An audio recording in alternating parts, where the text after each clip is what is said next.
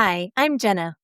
And I'm Steve. Welcome to All Things Mad Men, from Chip and Dip to Zooby Zoo. There's so much to love about this amazing show, and we're happy to connect to fans like us who discover new things with each rewatch. Be advised, while we aren't gratuitous with spoilers, they can pop up as we discuss character arcs through the final season. Let's get started with Mad Men C to Z. Welcome to Season 2, Episode 13, Meditations in an Emergency. This episode was written by Matthew Weiner and Cater Gordon, and directed by Matthew Weiner.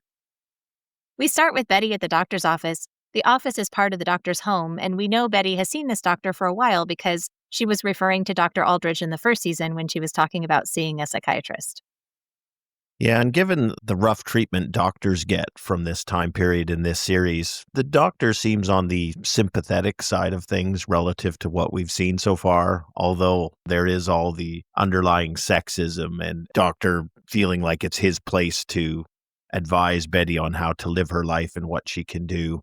Betty's pregnant, and it's a surprise pregnancy, and it's pretty clear that she doesn't welcome the news. The part I found interesting was that even in this pre-Roe v. Wade era, it's clear that there are options for a woman like Betty who has means, and the doctor seems intent on discouraging her from aborting the pregnancy. I agree when you noticed that he was kinder than some of the other doctors we've seen, but yes, he is still condescending. At first, he thinks that she might be worried about her figure. He says, "Oh, you've been blessed with a really resilient figure." And she says, "You don't understand, it's a bad time." And he says, "When you tell your husband and your friends, you're going to start to feel better about the idea." She's not in the same situation as Peggy last season, but this pregnancy does threaten some of the agency she has claimed for herself in terms of setting boundaries with Dawn. Yeah, and his solution is the opposite of agency, right? It's not about what you think, Betty. Once you tell your husband and friends, then they'll decide that this is a good thing and change your mind so that you see it as a good thing. I also thought the line that abortions are for poor people and young people. He says that is an option for young girls who have no other option. Yeah, so again, it's this judgmental expectation of the doctor of what Betty's supposed to do here. And there's not a lot of thought about listening to her or getting in behind her reasons for not wanting another pregnancy. Also, so far in Mad Men, there is a 100% chance that a character finds out they're pregnant in the season finale. So we'll have to track whether that holds true in the future. Betty doesn't stick around for his examination. She collects her things and walks out of the office. It strikes me that Betty hasn't made a decision of what she's going to do. Yes, when the doctor steps out for a minute and Betty leaves, it's a little bit like running away from bad news, but also maybe some progress in terms of her independence.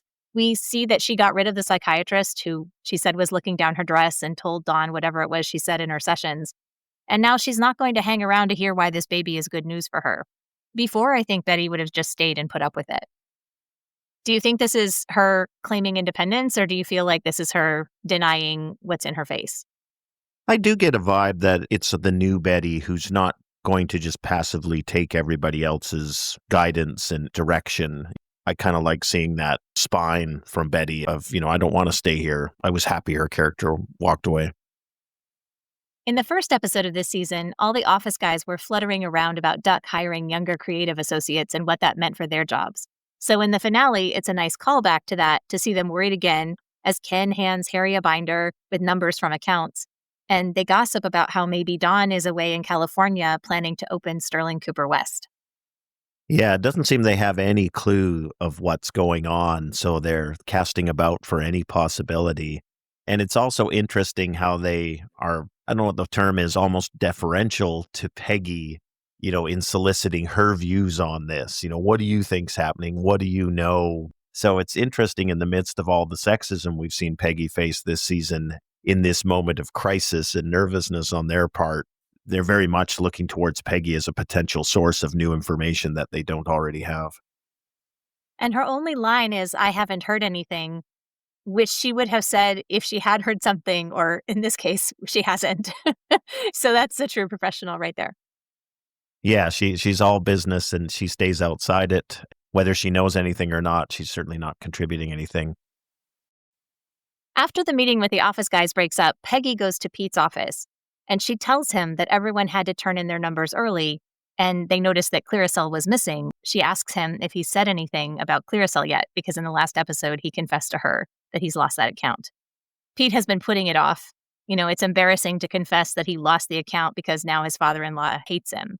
And I wonder why Peggy took the time and effort to go tell Pete this in the first place. It seems like she's going out of her way to make his life a little bit easier.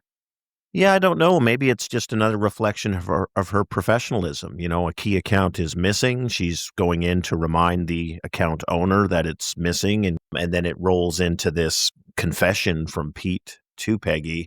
And her advice is Pete should just be honest and tell it how it is. And then I enjoy the line where she says, "Don't blame creative," as she heads out the door. Yes, this is so crucial. The set of lines she has, I think it's almost series defining in terms of all of the efforts of all these characters to pretend to be something they're not and advertising itself. And she says, "Pete, just tell the truth. Don't worry about the outcome. People respect that." And Pete has never been that way ever, not ever in his whole life. But here he sees the sense in it, and he actually thanks her.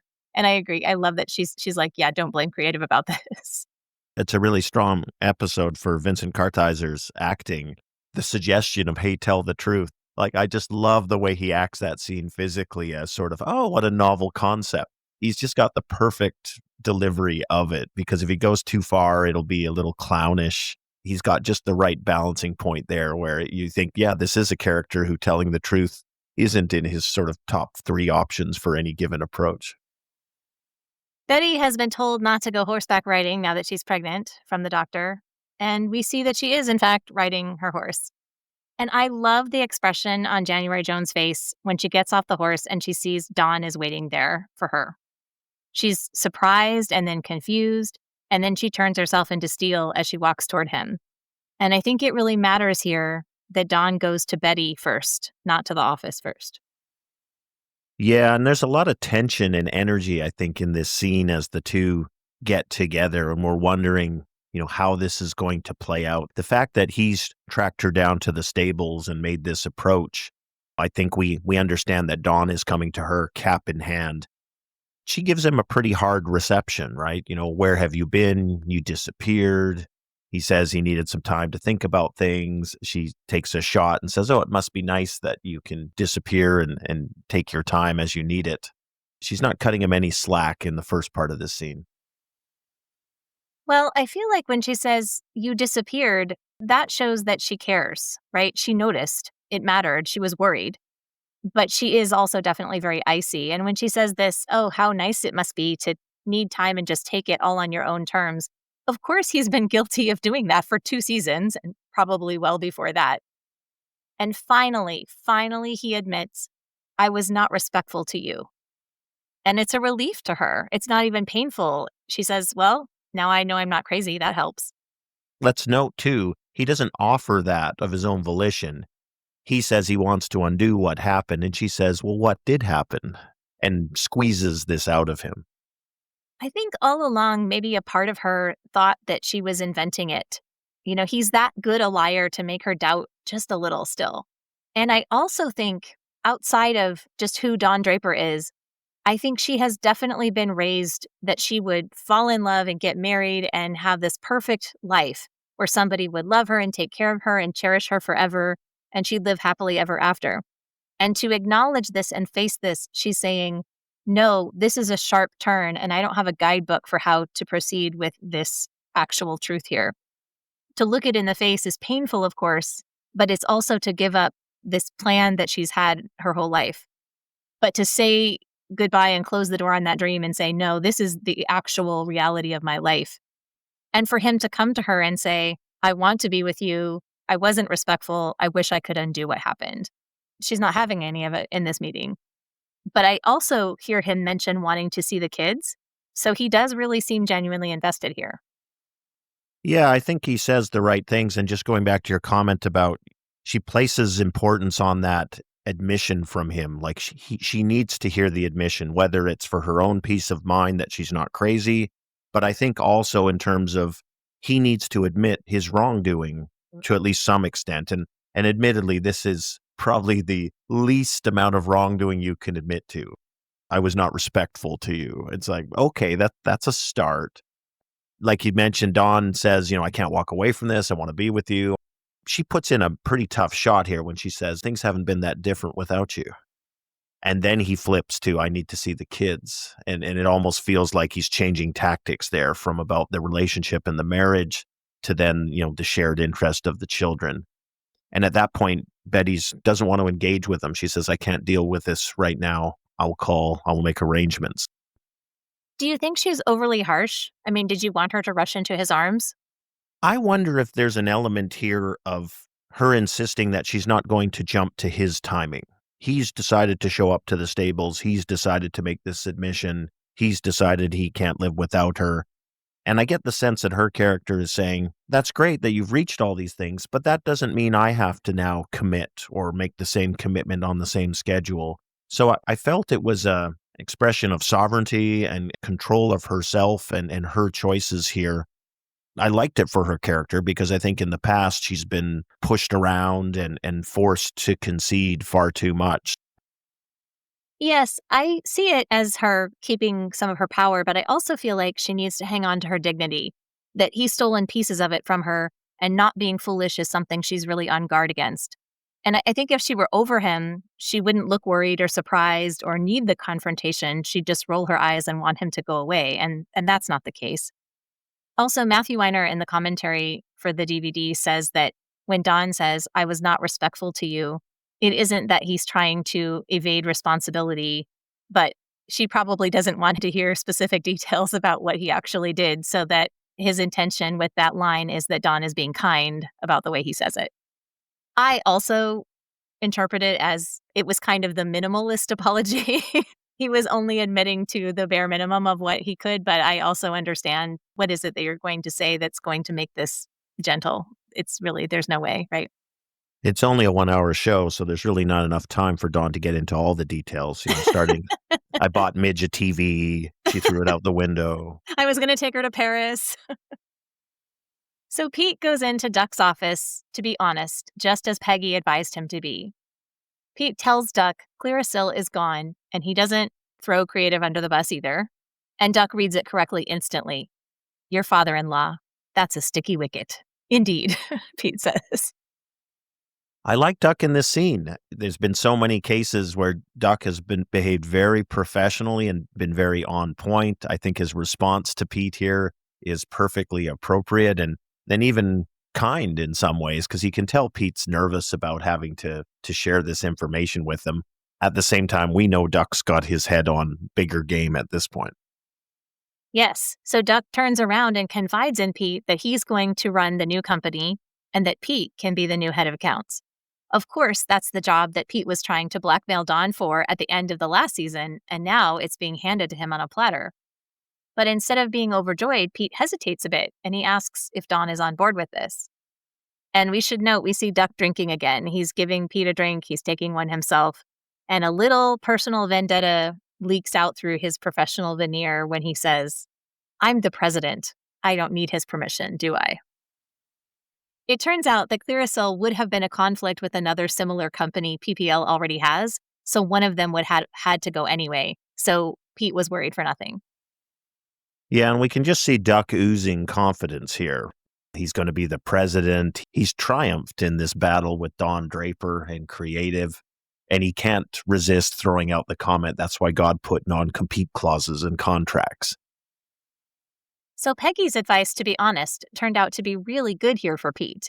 He got some inside scoop, Duck believes in him, and Duck's going to be in charge, so this should be a really great day for Pete. And this is a really slimy little callback too. Duck says something to Pete about, I really appreciated your loyalty during that American Airlines thing. And what he means is that Pete met with Duck and Shel Keneally at American Airlines right after Pete's father was killed in the American Airlines crash. So here is Duck rewarding Pete for that behavior. What could possibly go wrong? Do you think Pete's ready to be head of accounts? I know in California he did really well, but it still seems kind of soon for somebody that young. And, he is Pete, so. Yeah, I think he's on the green side of things, but often when you have the incumbent in the company and able to offer assistance when needed on sticky situations. That gives you the ability organizationally to cover off a greener person in the role, right? Because you've got the horsepower further up the food chain. If you didn't have someone like a Duck ascending to the president's position, you'd have to think about where is someone like Pete going to get further support from an account perspective. If people are moving up, Duck probably puts a premium on the loyalty he's expecting now out of Pete, and I think that would be a valid expectation, and that's going to have real value to someone like Doug. Sure. We have a quick next scene with Don in a hotel, and we see John F. Kennedy making a speech on TV about the Cuban Missile Crisis. Yeah, the Cuban Missile Crisis, I think it's sort of passed into lore culturally, but in November 1962, the United States became aware that the Russians were putting missiles into Cuba. The issue with the missiles in Cuba from a strategic perspective was really the reduced flight time for those missiles to strike the United States, which would put a lot of time pressure on U.S. decision makers in the event of a Russian attack. And the concern that in the absence of time to vet and consider, what was going on, that we were much closer to World War III because of that time pressure that would force the Americans to react much more vigorously. We know so much about it in hindsight and about, the meetings Kennedy was having with his advisors and the rest. I think what the show tries to convey at the time is it had a very profound effect on American society, and there was a lot of nervousness, and there wasn't the exhaustive information that's available to us now in hindsight. So the public was very much hostage to the little bit of on-site reporting from Florida and or Cuba. As the crisis ramps up and the U.S. is contemplating a first strike on Cuba to take out the missiles, Khrushchev and the Soviets resisting orders from the United States to remove them, and then the evolving crisis as you have inbound Soviet ships, you have an American naval boycott, what's going to happen when these two interact. For the purposes of the show, all of this is creating a real sense of existential unease and concern that we are at 1 minute to midnight on the atomic clock here. And we know Don and Pete, having been out in California and attending that briefing, saw that from a very technical engineering design scientific perspective exactly what these missiles represent in terms of a threat to our civilization. So I think it's very personal to Don, and he very much feels the weight of it. But we see that permeating the cast in this episode. And as Don watches this speech, he picks up the phone and then he resets the receiver. So he doesn't say anything and we don't know for sure. But in the director's commentary, Weiner says he thinks about calling Betty. Betty was the person he was going to call, which is kind of a nice change because usually it's somebody else. Yeah, and it's easy for us in hindsight to say, well, there was no missiles were launched and all the rest of it. But at the time, it seems there was a widespread feeling we are on the precipice of destroying the world. Khrushchev, having from an earlier Vienna meeting determined Kennedy was weak and potentially easy to push around, wants to appear tough. And then Kennedy, in response to the perception of him being weak at Vienna, is now determined to really demonstrate that he's got the backbone and spine to stand up to the older Khrushchev here. So it's a very dangerous dynamic in the moment. So the next morning, Don makes his way into the office for the first time since Harry's baby shower. When Pete came back from California, he noticed something was different about Peggy, but he had to ask what it was. Don takes 2 seconds before asking Joan, other than her office and her haircut, is there anything new I need to know about? We often see Pete staring at Peggy and trying to engage her in conversation all the time in the show, and Don doesn't go out of his way to do those things, but he really does see her. Yeah, it's interesting that he notices that right away, and especially in a world where so many others overlook it. It's also, I think we get the perspective from Don's chair. As the head of creative, Peggy is no threat to him. In fact, she's part of his army and part of his group that help him to succeed versus some of the more peer type positions, like Paul and Harry, who feel threatened by Peggy's ascent. We can see more of what you were talking about with the rest of the office being really uncomfortable about the news in terms of the Cuban Missile Crisis. And back in the jet set, Don had such a strong reaction to a speech about nuclear war that he ran away to Palm Springs, and everyone else seemed calm and clinical. But here in New York, that's reversed. Everybody else seems worried, and Don seems calm. Maybe it's his California reset. Nothing can disturb his new peace.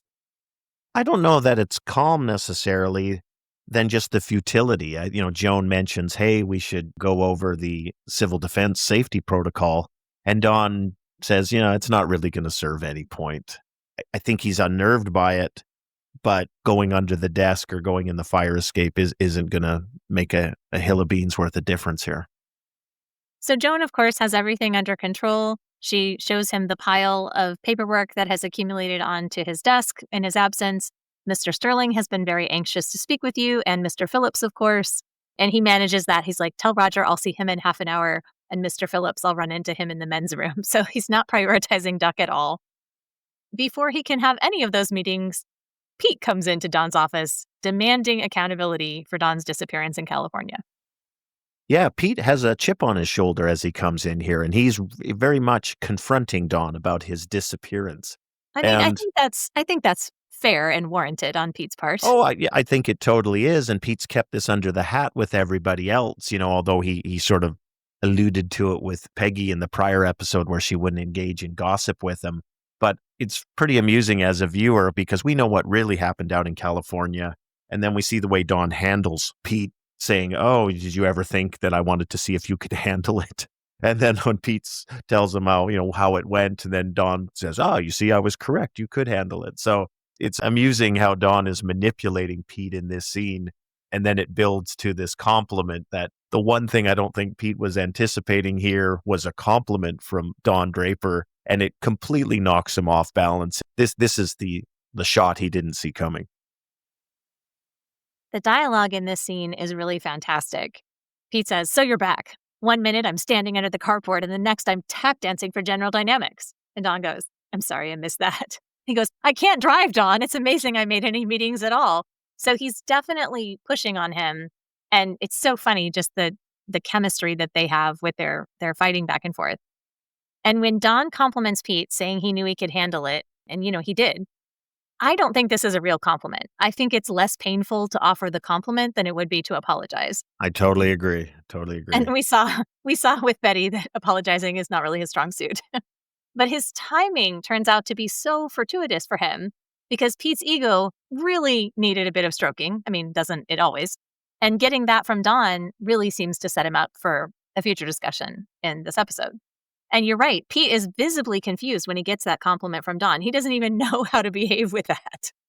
Well, it's funny because Pete needs to reaffirm that he heard what he heard. He goes, so you think I can handle it? And Don says, you proved it. As if this was Don's test all along, and Pete's passed with flying colors. So, Don is such a liar, and it's funny to see him, so manipulative here in such a clear-cut way.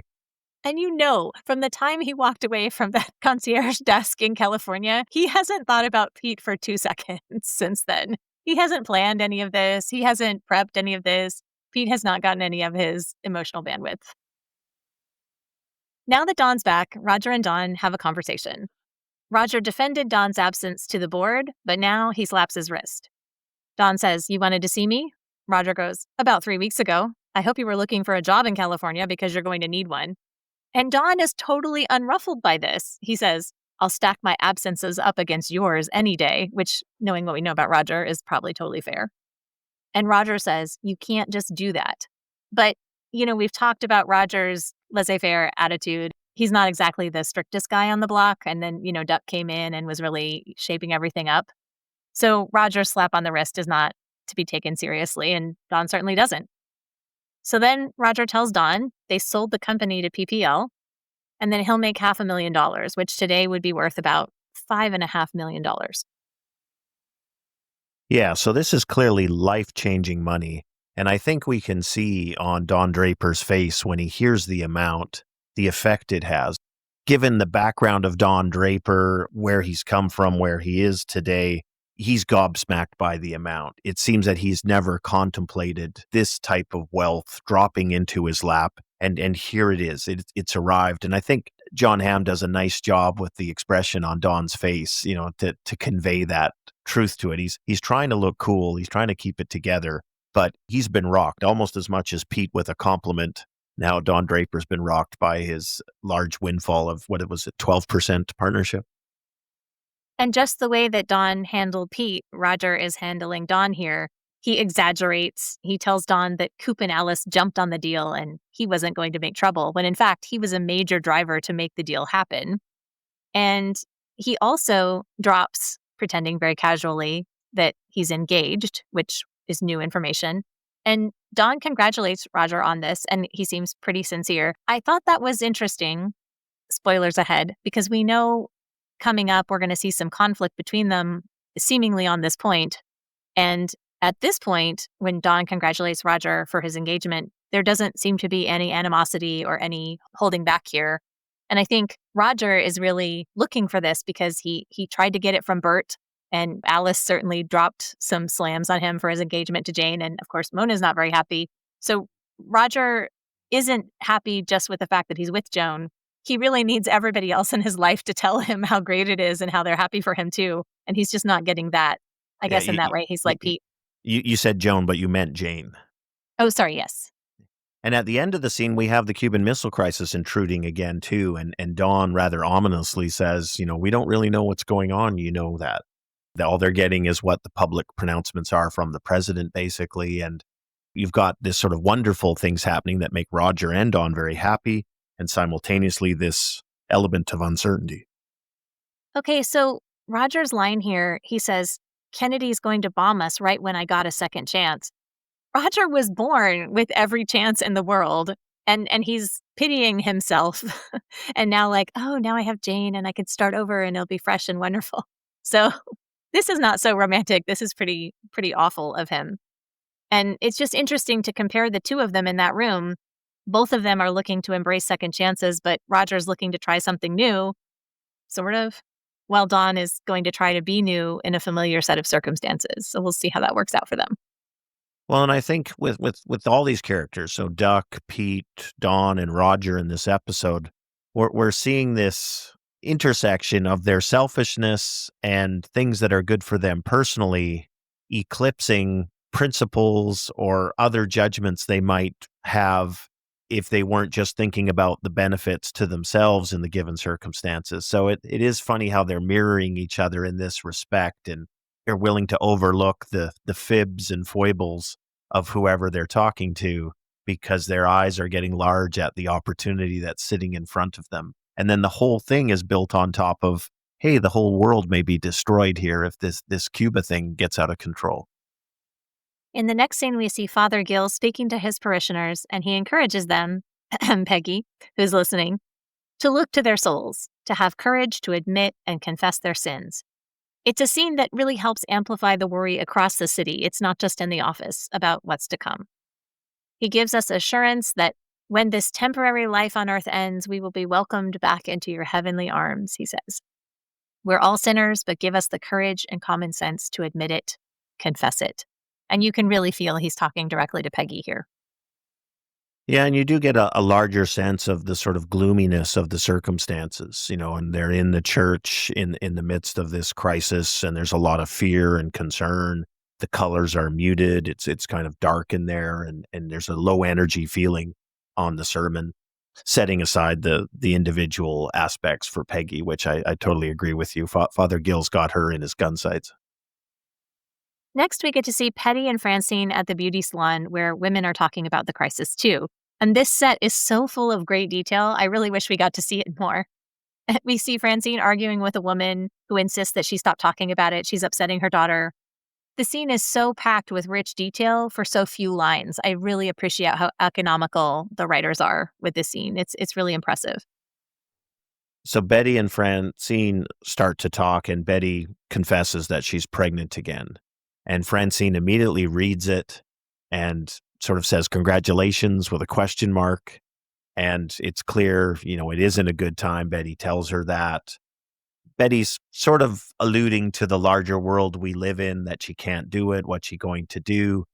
But I think as viewers, we all know the real reasons for the issues here are more the personal, with her relationship and situation with Dawn. Francine, as a good friend, is right there to suggest, there are alternatives. They talk about a doctor in Albany. They talk about the possibility of Puerto Rico. maybe a little too close to Cuba in the current circumstances. But we see this friendship between Betty and Francine after the confession. Well, I appreciate that Betty makes eye contact with Francine when she tells her she's pregnant, too. Francine does want to be supportive, but she's very much like the doctor. She's basically says, if you're really serious about not wanting the baby, there are things you can do, but sometimes the best thing is to do nothing. It'll probably work out. So Francine is the first person Betty told about her pregnancy, but Francine doesn't seem to know that Betty and Dawn are separated. Did you think that Betty would tell Dawn about her pregnancy at the stables? Because I kind of thought she would. I think if they had a two-way conversation at the stables where they were actually sharing things, absolutely. But I just don't perceive it as that. I think it was Dawn sort of casting into Betty's yard, and for the most part, her tossing it back out at him. I take your point about Francine saying sometimes it's best to do nothing, but, we've got that mirror to what Betty advised Francine back in the Wheel episode.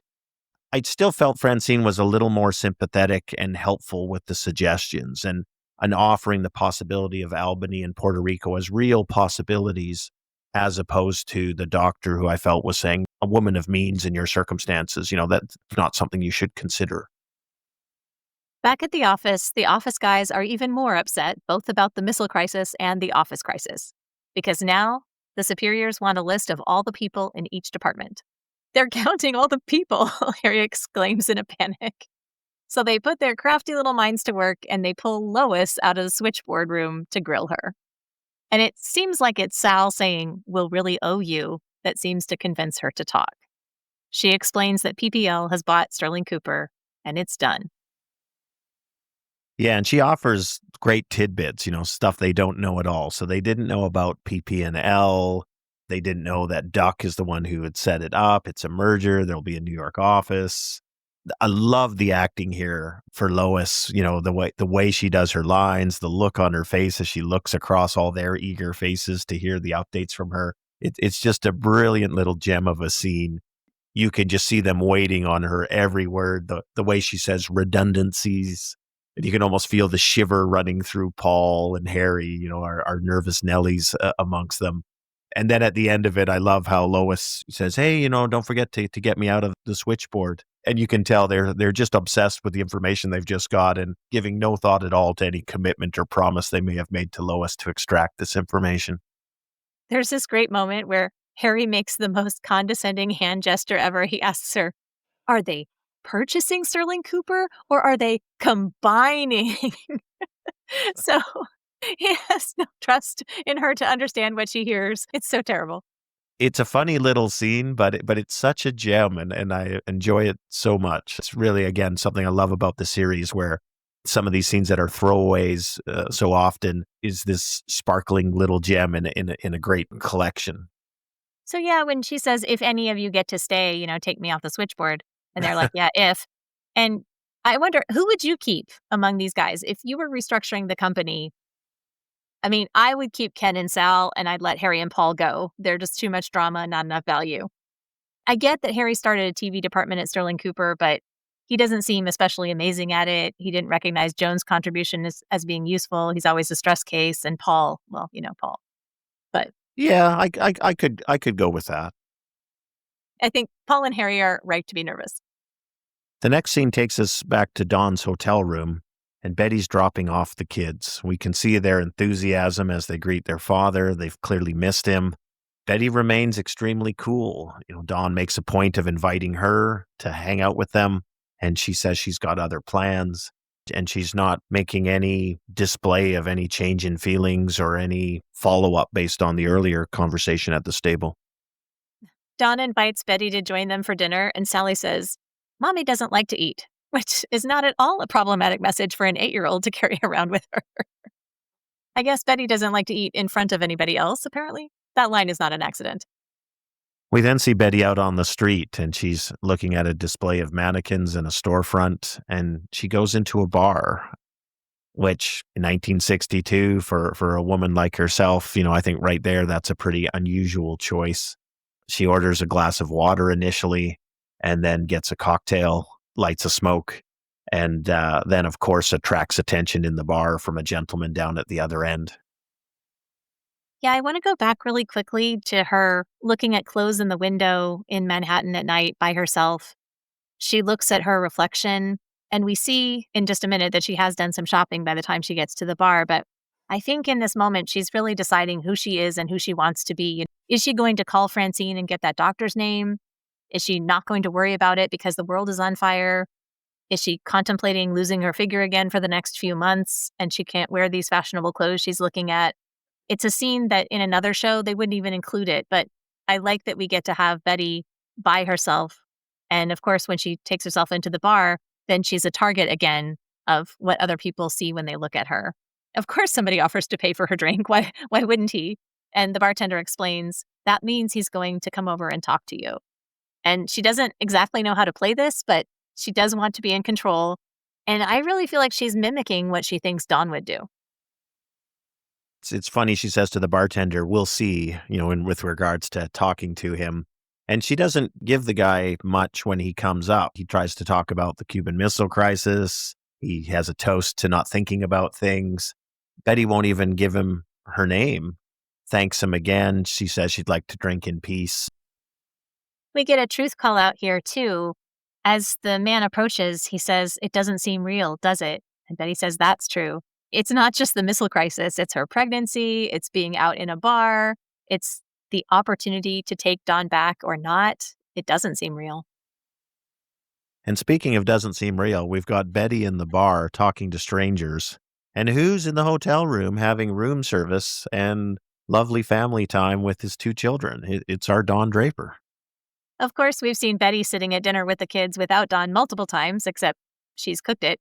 And here he is, like the kids are telling predictable knock-knock jokes and complaining about the room service hamburgers or whatever. And when we cut back to the bar, there's this song.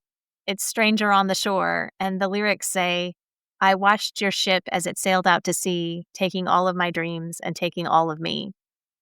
And I wonder if Dawn has already taken too much from Betty for her to go back, if her dream of what her perfect married life would be like is gone, if it's even worthwhile for her to try again.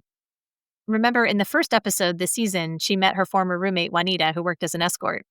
And Betty loved running into people and showing off her marriage and her perfect family. And now she's changed so much, she doesn't even know what to dream.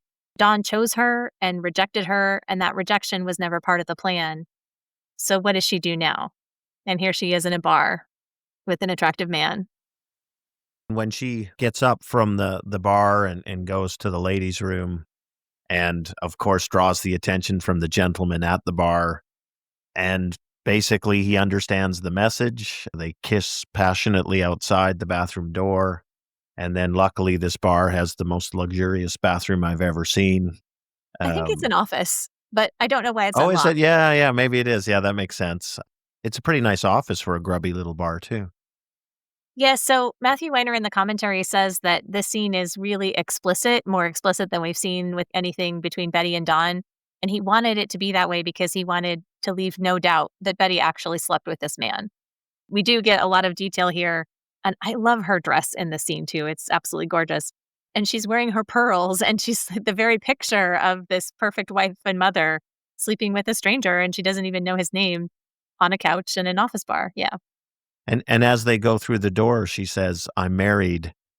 It's an interesting way she says it because what's its relevance in this moment? Why express this? Clearly she's going through with this. Clearly the gentleman isn't all that much concerned about it either.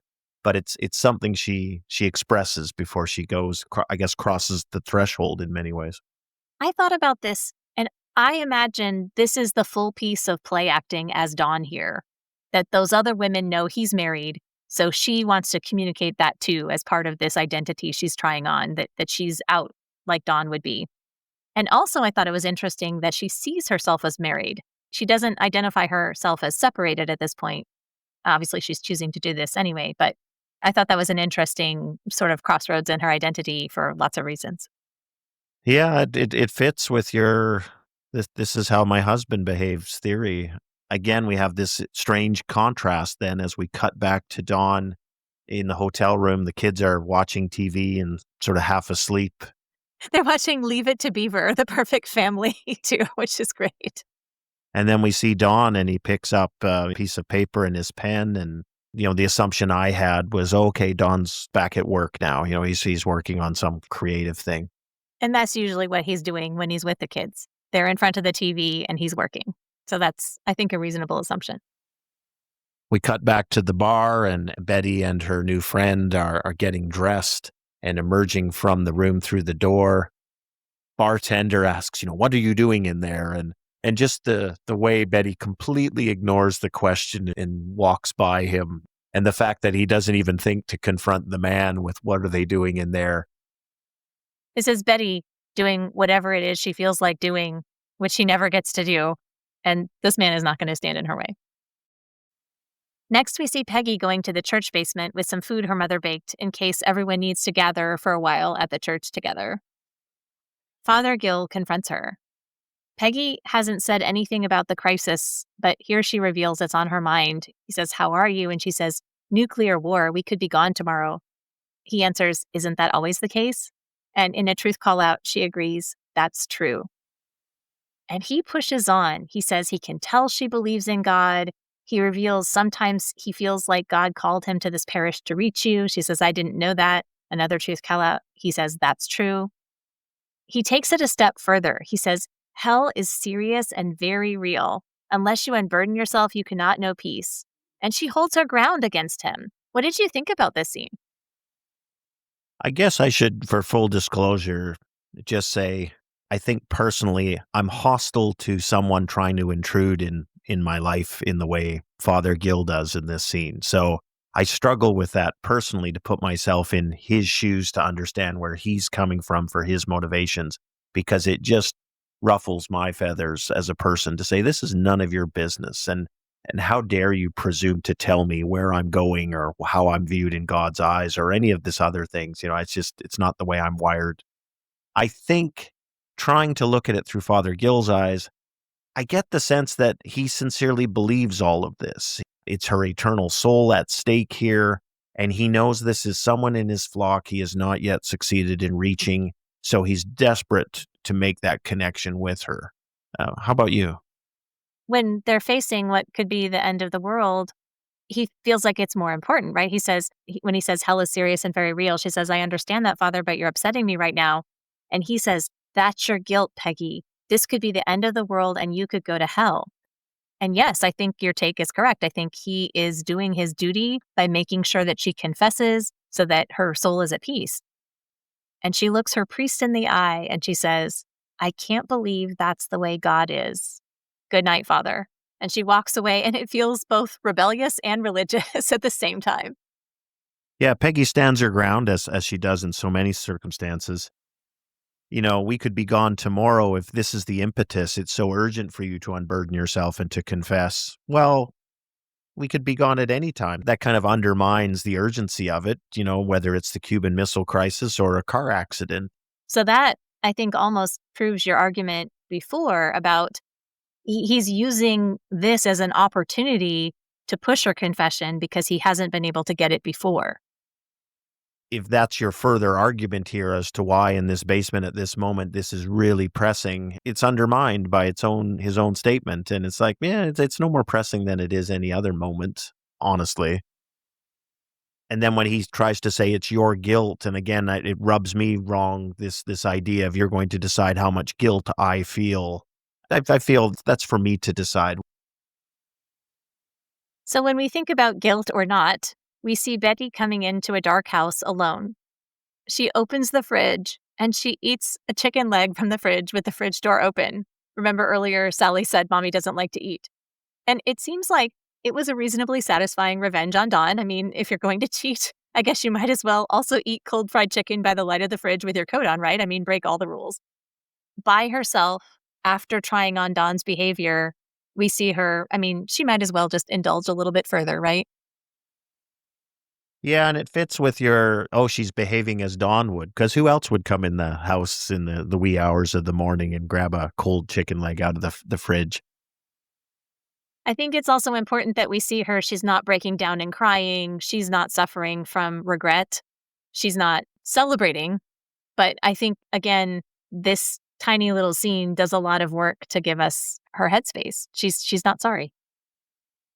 Yeah, and I think similar to the loneliness we perceive in Dawn's life without his family, I think this mirrors that on her side, to say, if you choose this path of the separation, what is your life? What do you have? And I think this scene, eating a cold chicken leg alone in your house in the dark, it's not appealing, right? It's not a life anyone aspires to.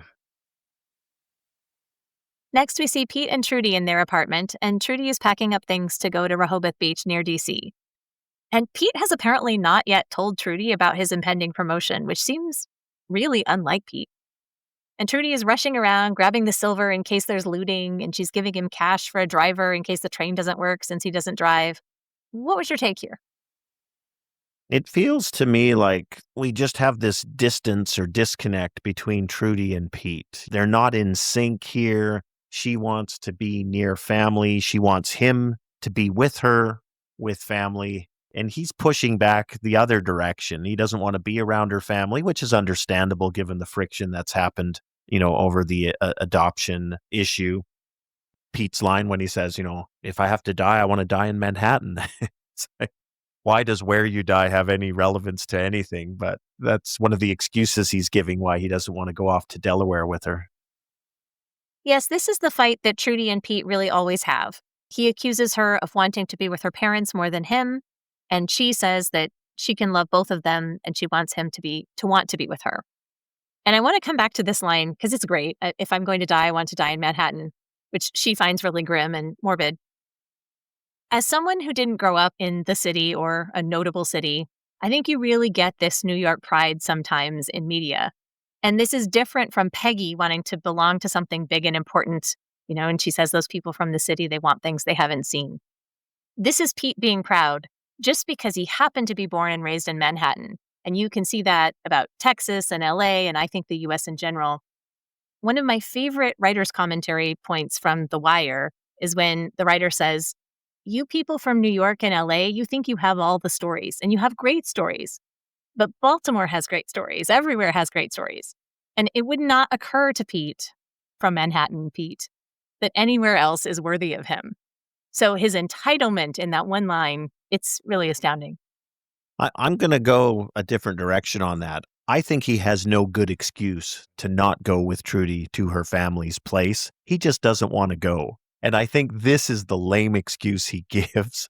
I think he's just clutching at straws here because what is he going to say? Your father browbeat me about the adoption and pulled his account, and I don't want to go there cap in hand at the end of the world to face their scrutiny and pretend that I'm enjoying my time around these people. Getting to the end of the scene when Trudy says to him, you should want to be with me if you love me. It really feels she's sort of laying out the stakes here about their relationship, and he's still not biting. It is pathetic. It is pathetic that he's trying to get out of spending time with his wife and her family. But think about how Pete also pretends to be important at work. He pretends to be important everywhere. Being from Manhattan and having this pretense of how important he is and in his sense of the world, that's all part of it. I was born wealthy and privileged, and I'm from Manhattan. Therefore, I know more than anybody else, and I'm entitled to all these things. And I'm going to pretend it into being, even though it's not true. And I think that that pretense is really an interesting thing when you're one of millions of people running around trying to show how important they are right next to you, too. Yeah, and I think there's a lot of people are struggling with where should they be in this moment of risk. And when Pete shows up in the office later, they almost seem surprised to see him. They've assumed he's not going to come into the office at a moment like this, yet here he is. We see a bunch of other people in the office as well, and I sort of have the same question for all of them. Like, you chose to come into the office? Yes, the office guys are listening to the radio. Again, there's bad news in the world and the office. Harry found out that the conference room has been signed out all day, and there are really good canapes in the fridge. Lois's information is checking out. Yes, and that is a really important point because when Pete shows up, they ask him if he's not worried, and clearly they told him what Lois said, so he has independent verification on what Duck told him. But Pete does not reveal anything to the guys. And then Harry has this speech about office regime change and the importance of staying neutral. And Paul is indignant. He says, aren't you loyal to anyone? And remember that Sheila said to Paul, all you do is complain about that place and those people. And yet it's Paul who says, I like this company the way it is. And I feel like we all have a sense of foreboding about Duck's company and Pete as head of accounts and what that might look like for Dawn, too. Yeah, it's secondary characters do such a brilliant job of portraying the fear, the uncertainty, their nervousness at what's going on. It's a delicious scene where we can see the neurotic Harry jousting with Paul. Yeah, they just don't know where it's going to land. Of all the places you would think Pete might go, he goes to probably the last one on my list. Pete goes to Don's office and tells Don he knows about the merger, and he knows Duck Phillips will be the president. Don does not reveal that any of this is news to him, but he doesn't trust it completely either. Remember in season 1, after Pete tattled to Bert about Don's double identity, Bert says to Don, fire him if you want, but one never knows how loyalty is born. Do you think that this is loyalty born of keeping Pete around?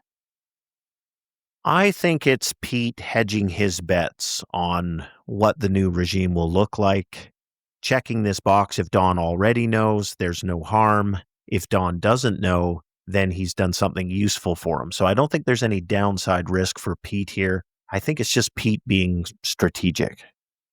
I think it's directly related to the compliment Don offered Pete earlier. And I think that Pete is humbled by Don's ability to be in charge, the way that Pete, would like to be. So this is a way for him to suck up and forge that closer relationship he's always wanted to have with Don. Remember in the really early episodes, he stuck out his hand and Don was like, let's back off a little bit. And ultimately, whether it's a Duck regime or a Don regime or whoever, Pete wants to have success in it, and he's not looking to offend or cross anybody. He's not picking sides. Not picking sides is exactly what Harry had talked about being neutral. So I wonder if Pete is carrying that with him. And this thing that Pete says on the way out of Don's office seems a little off topic to the scene at first. He says, the Americans stopped a ship this morning, and I bet the Russians are reconsidering now that we've made a stand. And this seems like a cue to Don to stand up for himself in this situation. Last season, Don identified with Nixon, but here it's like Don is Kennedy as he preps for Duck's invasion with PPL. Yeah, and in the commentary, Weiner says this last line does inspire Don to make his own stand, because in a new regime run by the account man Duck, who Don has had significant friction with, we can see why this wouldn't be an optimal situation for Don Draper. But the question is he willing to exit this company altogether with his $500,000, or is he willing to compromise and try and make it work? Given the news that Don has at this point, he's got a decision to make about the future with Sterling Cooper as part of PP&L.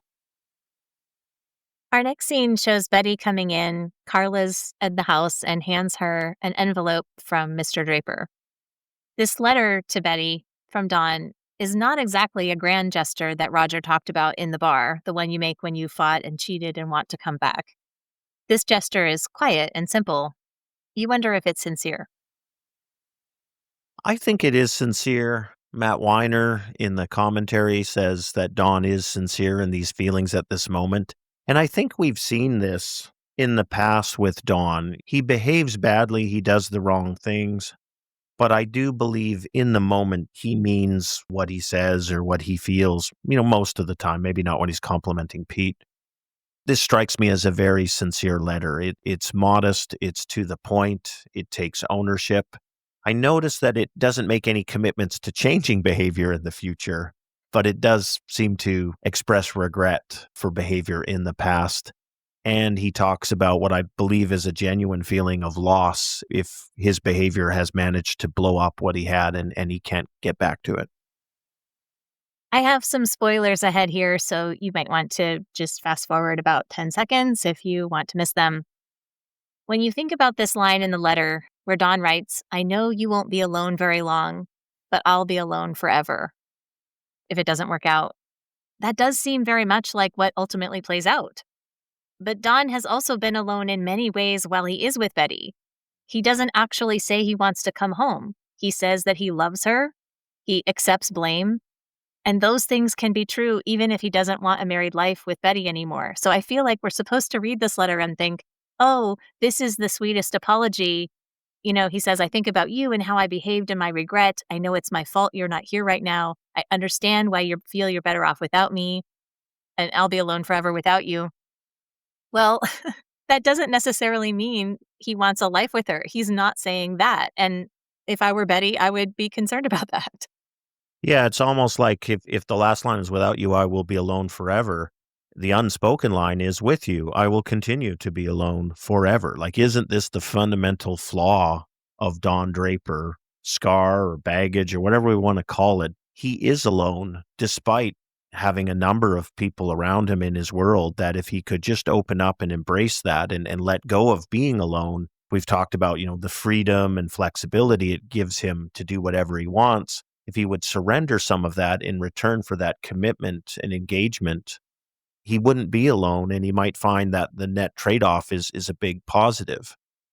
We haven't seen him to this point show any willingness or recognition of there is a trade-off to be made there, and it might be favorable to do so. So I agree with you. I think the unspoken line at the end of this is, even with you, I will continue to be alone.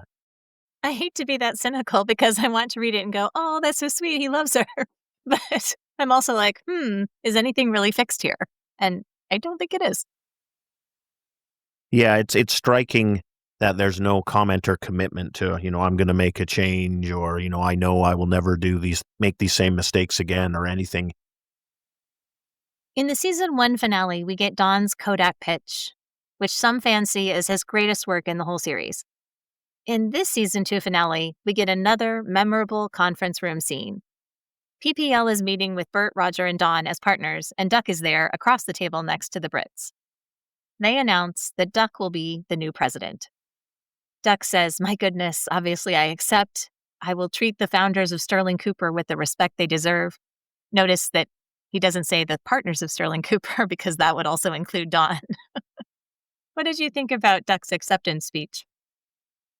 We know that he knows all about it, so the fake modesty rubs me the wrong way. I assume Duck is a little buzzed because we know he's back on the sauce, and that's been a problem for him. The scene starts out with just that continuation of this overconfidence. He feels like he's got all the loose ends tied up now. Everything's proceeding as planned. It's now his meeting, and he's basking in the joy and glow of this. As far as he knows, Don Draper has no idea this sort of detail is coming. And now he's drawing a line in the sand to say, hey, this is a company that's going to be run by accounts, very focused, on the bottom line way. We are not going to be hostage or prisoner to all the foibles of creative, that we've heard Duck criticize in the past and have been this big source of friction. So Duck is at the peak of the mountain at this point. He's on the summit, basking in the glow of the sun up there. Duck's vision is to grow. The bigger they are, the cheaper they can be in terms of television. And he says, there's no time for creative to be in charge. It can't be running the show. There's no reason for us to be tied to creative's fantasies of persuasion, he says. And I thought it was a little bit weird for him to be so averse to Don when Roger was the one who definitively turned him down for a partnership. I wondered if maybe he was focused on Don just because he views Roger and Bert as being maybe less hands-on in a day-to-day sense. I really expected Don to be curling his lip and throwing a tantrum, but his California cool remains intact. As he pauses here, they turn to Don, and Don says, I think it sounds like a great agency. Duck is the man to run it. I just don't think I'll be a part of it. And everybody in the room is shocked. He says, if this is the agency you want, Duck is the man for the job. And Duck says, see what I mean? Artistic temperament. He's just like, he loves this room and hearing his own voice and saving the day.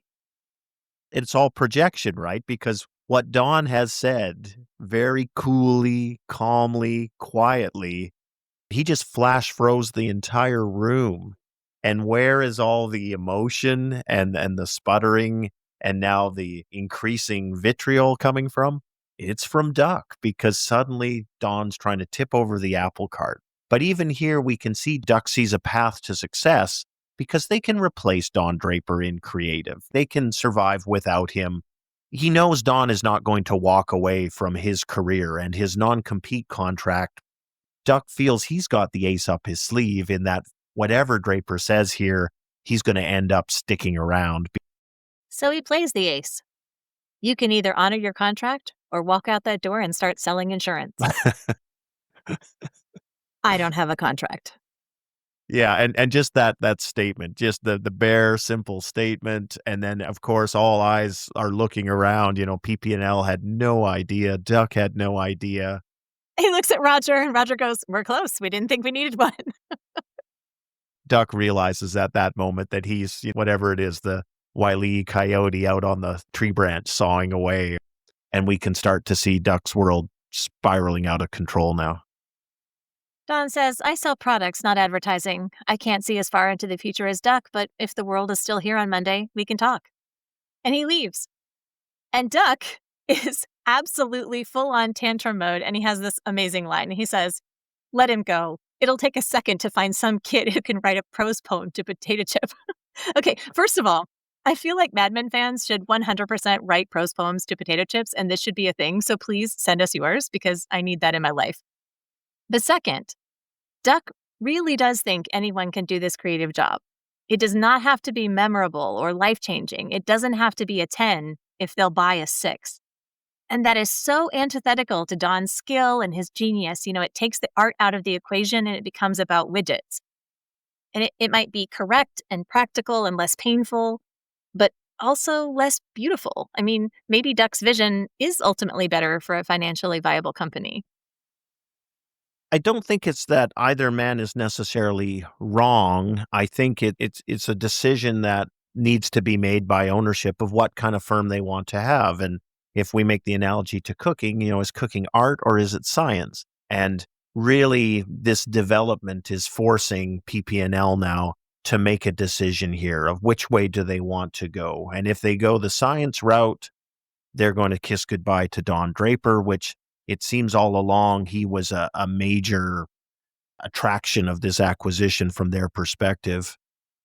You can see the daylight forms between Duck and the PP&L folks, especially as Duck, and in a very sort of American way, is very expressive of his fury and emotions about this development, physically slams the table in the midst of this meeting, and you've got these button-down Brits. And just as we build up to the finale of this scene, I'll recall Bert Cooper's comment from when they first talked about the merger, "Never trust the Brits." Duck's temper tantrum in this meeting is his downfall. Every time he's held on to his professionalism, except maybe that slip with Pete in an earlier scene this episode. And here, when it matters most, he slams his hand on the table. He's childish and he's lost. They ask him to excuse them for a minute, and after he leaves, Roger says, "This doesn't affect the merger, does it?" And St. John says, "No, he never could hold his liquor." And the Brits have been pouring it down his throat since he approached them with this particular deal. So that is an awfully cold death sentence for Duck. It really is. And the past tense there, he never could hold his liquor, as if he's gone already. He's physically out of the room, but you can tell he's out of the firm at this point in St. John's view. Yeah, it's cold and brutal. Duck has gone from the summit now to the dark pits of Moria. So Don heads back to his own office where Joan tells him, "Your wife called. She wants you to come home."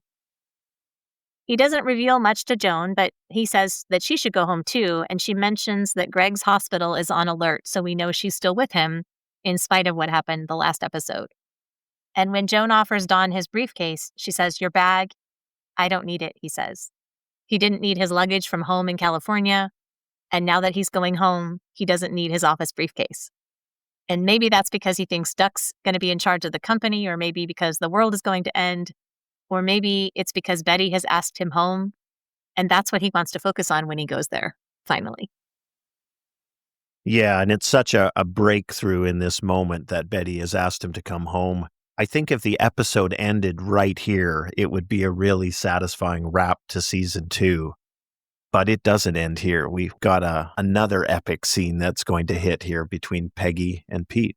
I have that exact thing in my notes. In any other show, the Don and Duck showdown would be more than enough of a wow factor finale scene, but it's Mad Men, so there's a topper. Now, Pete is leaning in the doorway to his office and he invites Peggy in for a drink, which she accepts. He's really smirky and obviously into her. And they sit on the couch where they had sex the second time. Okay, seriously, I really think it would be much better fitting if that encounter had created their baby and not when she let him into her apartment, just because of this particular conversation happening right here. And Pete is talking about the end of the world, and he says, Trudy would care, but she doesn't know me.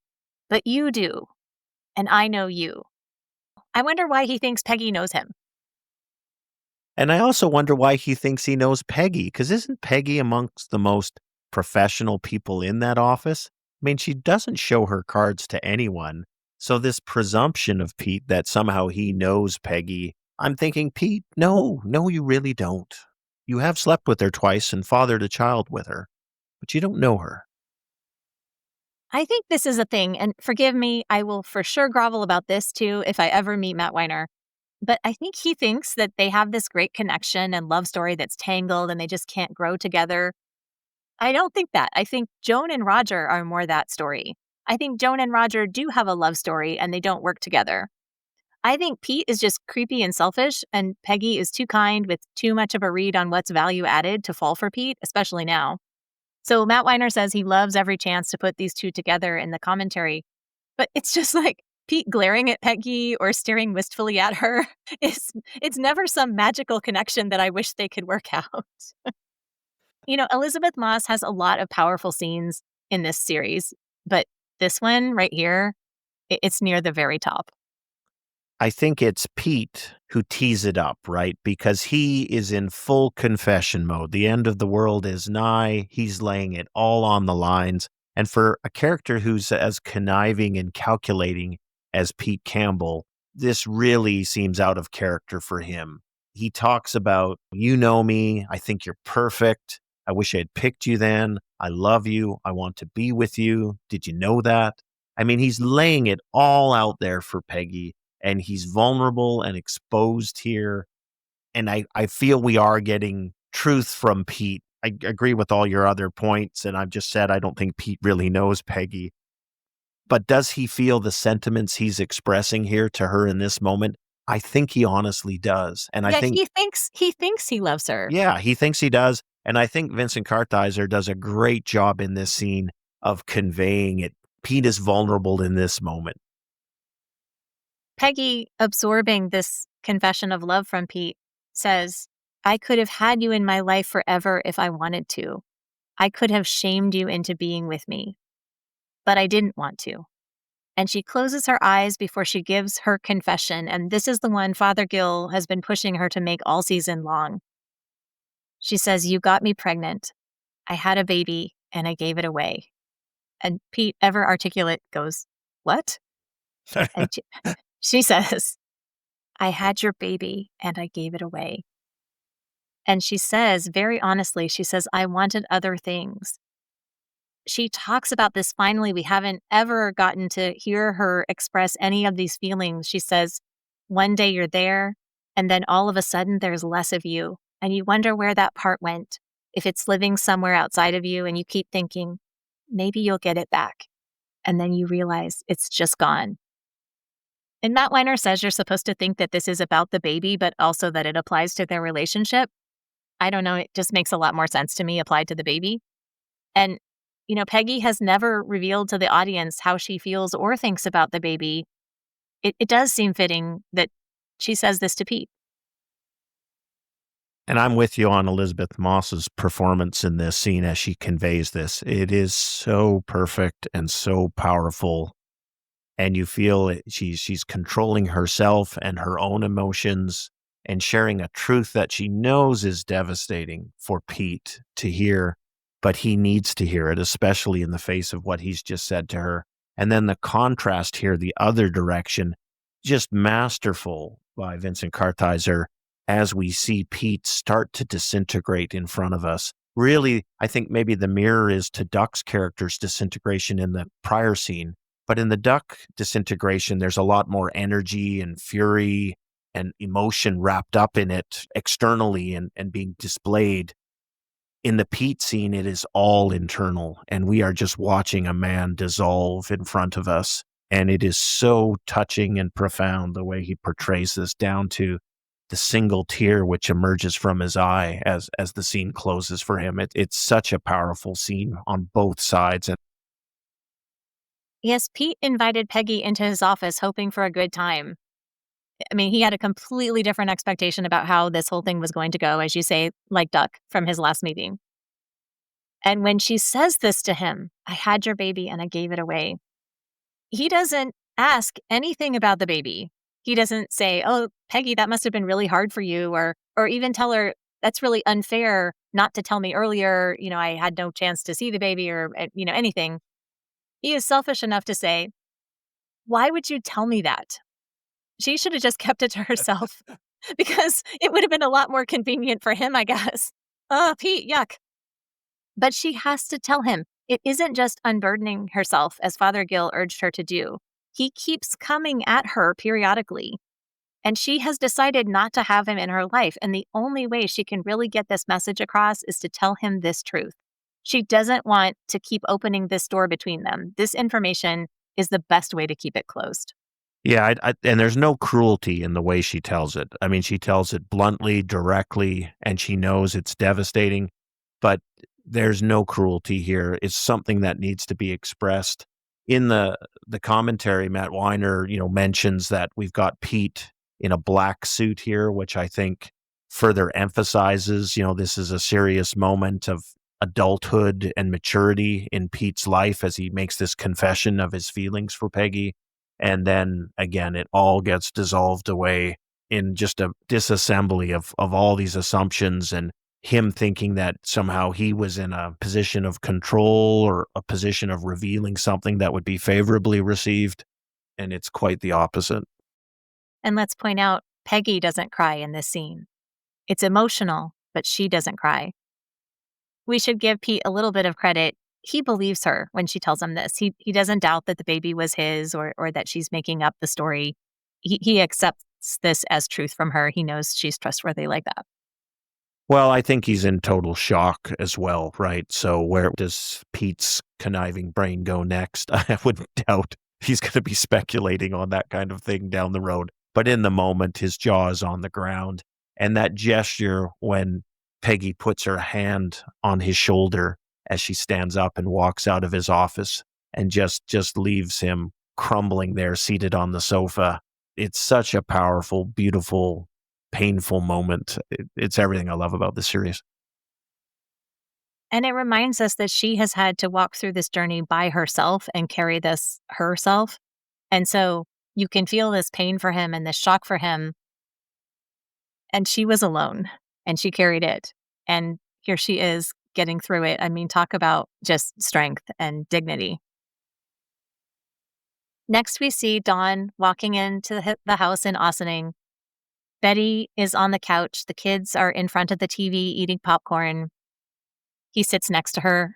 It's picture perfect. Yeah, and it seems the look from Betty as she looks over at Dawn seated on the couch, it seems like there's a very slight smile on her face. It does, I think, convey that sense of, things are back where they should be now, given the journey they've been on through the second season. But things are reset back to this point. And although there's a lot of uncertainty going forward, you get the sense that she is genuinely welcoming him back and that he genuinely is happy to be back. So Don is home with his family, but Pete is still at the office, sitting in the dark with his rifle alone. And Peggy is in bed. She is saying her prayers.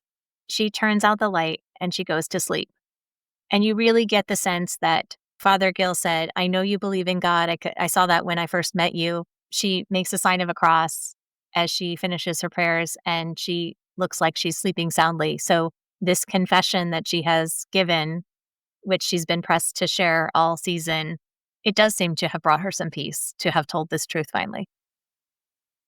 Yeah, it really seems like this is the contrast, between Pete, who's now, twisting in anguish in a dark place, and she's unburdened herself of this big secret and the hard decisions she had to make. And she feels lighter and better for having done that. In the season 1 finale, Don and Betty sat at the kitchen table together. Don only sat down reluctantly, and Betty told him that Carlton was having an affair and Francine told her about it. He was really evasive and there were walls between them. And here in the season 2 finale, they're in the kitchen. She's washing the dishes. The kids are in bed. And she says, "I have to talk to you." And he turns off the radio. He listens with his full attention. And they sit down at this kitchen table together again. "I'm pregnant," she says. And she looks scared. And he doesn't say anything. He reaches for her hand and she gives it to him. And they sit together and they do look at each other. It isn't joyful, but they're not alone.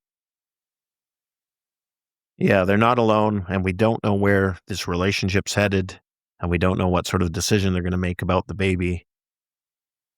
But again, they're back together and facing it together, as opposed to, the two solitudes that they've spent most of this season. As we wrap up this episode and season 2, I have a spoiler reference to notice and a number of other spoilers in the mini discussion ahead. So I really don't want to mess this up for anybody who hasn't seen the final episode, so maybe skip ahead a few seconds.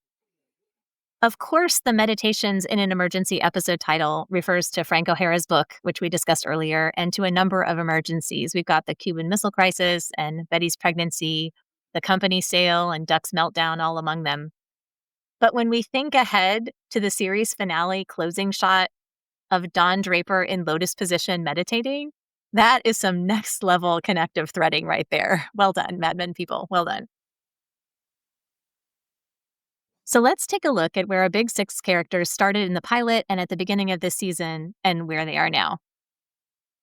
Betty opened the show as a people-pleasing pretty housewife who didn't question her husband, and she started season 2 suspecting Don of infidelity and demanding more accountability from his behavior.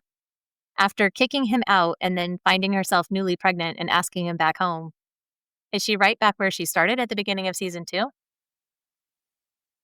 I don't think she is, because of the changes in her character and her willingness to protect her own agency and assert what she wants out of life. So I feel like, although from a distance you might say she's back where she started from, especially if we assume that someone like a Don Draper isn't going to change his colors. I think her circumstances may look very similar, but I think inside is where the change is taken, and there's a maturation and an empowerment that she's experienced, and it's going to serve her in the future in a way it hasn't to this point. For Peggy, she started the pilot on her first day at Sterling Cooper, subjected to stares and rude comments from everybody in the office. At the end of season 1, she gets promoted to copywriter and has a baby. By the end of season 2, she's the head copywriter. She's lost the ponytail symbol of little girlness. She calls Don by his first name. And she's gained the trust of many coworkers as someone professional and dependable. She's got a new office, and she finally told Pete about their baby. Yeah, I think she's achieved the status of being a professional woman working in Manhattan who's, running her life the way she wants to. She's pushed through all sorts of sexism and people who didn't recognize or appreciate her talents. And I also think, if we think about the key players for her going forward, assuming the characters stay the same in the office as we've known them to this point, she's proven her value in a way and weathered the loss of her, father figure sponsor in the office in terms of Freddie Rumsen. So again, she's been a real high flyer, and I think she's in a more powerful, successful place than we've ever seen her to this point. Joan opened the pilot as a husband-hunting, know-it-all head secretary who wasn't ashamed of her curves or bothered by sexist comments. She ends season 1 breaking off a long affair with Roger, and by the end of season 2, she's engaged to Greg, although nobody can be happy about that, including her. It seems like a tragic arc to me, because we've spoken about the good aspects of the relationship with Roger, but as well that there were inherent limitations to it. And clearly he wasn't willing to leave his wife for her. She seeks out what she's been told and what society expects her to seek out, and she's on the path to obtaining it. And we can see the dark currents of where this reality is something far short of the ideal. And I think we all have that nagging sense that how happy is she really with Greg, and how much of it is just her telling herself this is what she's supposed to be doing. So I don't feel good about where she's ended up here. We've seen that little glimmer of professional success that got snuffed out, where she was doing more. It feels this has not been a great development for Joan to this point. And she's getting older as well, right? And then even watching Roger, kick Mona to the curb for Jane, something he would never do for Joan. It's been a tough go for Joan. See, I don't agree with that. I think that if Joan were interested in Roger, he would happily be with her. I think she rejects him, not the other way around. But Yeah, I could see that. I could see that. Roger, for his part, was married to Mona in the pilot, having affairs through season 1, then recommitted to Mona after his heart attacks at the end of the first season. By the end of season 2, he's engaged to Jane, divorcing Mona and selling his company. There's a lot of talk about Betty as a child. If you say to me, who's the child? I think my first choice is Roger. It seems that he's aging poorly, trying to cling to things or go back to things whose time has passed for someone in his position. He's impulsively seeking out the unattainable, and he's going to struggle with it. So I love the charm of the character. I love the funny lines. I think John Slattery plays him, magnificently. But I have to say, I'm left a little wanting in terms of Roger. It's like, come on, Roger, you're smarter than that, or you have better judgment than that, or you're more mature than that. And it seems, recently he's disappointed me on a number of fronts. I think in other hands, Roger's character would be so vile, but John Slattery's appeal is just so undeniable. And I think he gives us a sense of forgiveness, really, for so many of his mistakes. I mean, yes, Roger is childish, but as I mentioned when we opened, Don certainly has his moments. We can throw that at Pete and Paul and Harry, and I mean, everybody's got their childishness. So it's, again, not fair to ascribe that only to Betty, but Roger certainly has been pretty childish this season, particularly. It's funny how far charisma goes in terms of making Roger a sympathetic character, because your little thought experiment of imagining an uncharismatic Roger, I think he'd be one of the most hated characters in the series. Speaking of, Pete was a smug upstart about to be married in the pilot. At the end of season 2, he's a smug company boy. He's lost his father and his inheritance, but you can't take away his petulant ambition. I think back to when I saw Pete the first time and just how much hatred he inspired in me. And now I just watch him sort of taking knock after knock, hit after hit, bumping into his own limitations. I have to admit, I feel a sneaking sympathy for Pete, although I'm not sure he always deserves it. And I also do continue to take glee in his comeuppance when he sort of gets what he deserves. He's his own worst enemy, again, like so many of the characters seem to be in this series. And he's getting older and maturing and learning things, I think, as he goes too. So I think it's interesting to see how the toll of life affects Pete and his mentalities. Is he going to be able to get out of his own way here and leverage some of these learnings and lessons? Or is he going to continue to step on his own feet? Pete reminds me of Snape in Harry Potter in that he is such a fascinating character, very compelling. His arc is interesting. You love to hate him periodically, most of the time. But he also will break your heart. There's something about him that makes you care, and especially as we progress. Well, and we've talked about this. I think some of the things we hate about Pete are things many of us see in ourselves, right? And that's why it gives it a harder bite or a salience that maybe we wouldn't feel if we also didn't share that ambition at times or feel that selfishness or whatever it is. So I think he's a brilliant character. If he wasn't so relatable, I think it would be easy to hate on him and he'd be rather shallow. But it's that relatable characteristic that gives him depth and gives him a salience to each of us. And again, nobody wants to see themselves in Pete, right? Like we're all like, no, no, no, I'm not like Pete. And finally, our last Big Six character. Don started the series joking about marrying Midge, discussing eloping with Rachel, denying his cheating to Betty. He became a partner in his company, he leveled up his friendship with Roger, broke up his marriage, and he ends season 2 with a California reset to try his family life again, even though his work life might be radically different. In the last episode, Don told Anna, people don't change. So now we get to see if starting over is a viable plan for Don. I wonder if Don's philosophy of people don't change is a self-fulfilling one for him. Because if he could embrace the possibility of change, then does that open up doors for him to do the things to make the changes that he needs to make?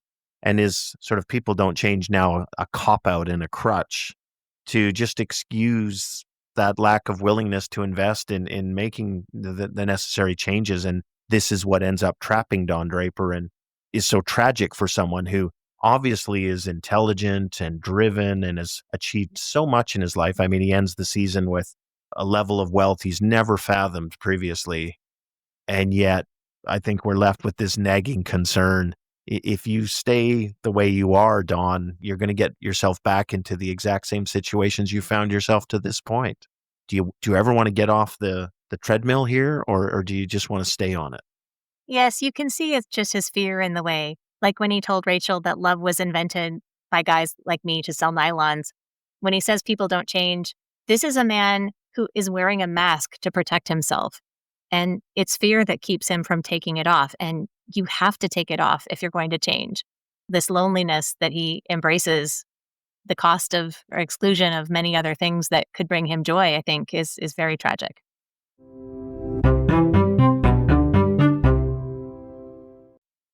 We'd like to give a listener shout out to Shelly H. of Florida. Thank you so much for listening and supporting us on social media. Here's a podcast programming note. We'll be taking a short break for a week or two before we come back with episodes about the phenomenal Mad Men Season 3. We are already looking forward to next season. The next thing will be better because it always is. We appreciate all the listeners rewatching with us. That's it for this episode of All Things Mad Men, from Chip and Dip to Zooby Zoo. Visit our website, madmenctoz.com, to vote for your favorite sterling lines and to share your opinions on our double dip questions for each episode. You can find us on Instagram and YouTube at madmenctoz, and please listen, like, and subscribe. That's what the podcast's for. Thanks for listening, everybody.